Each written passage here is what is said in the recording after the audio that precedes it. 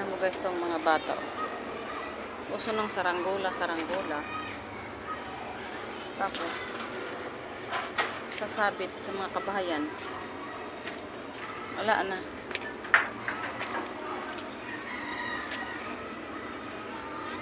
Pati mga kabli ng kuryente. Doon, sasabit yung mga saranggola. Di na makuha. Pag sumabit, di na makuha. Yung sinulid na yung matibay. Basta na putol.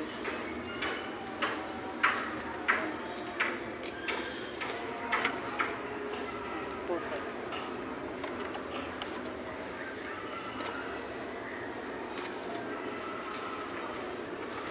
Nandun sa bubong.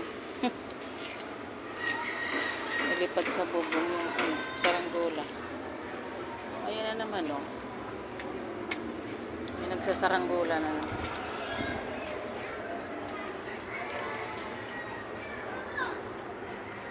Ayan. Saranggola sila.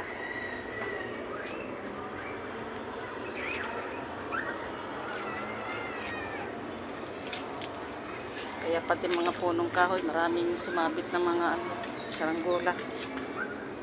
Dahil sa mga bata na ito. Magsaranggola ka sa kabahayan. Maganda ang saranggola sa sa park.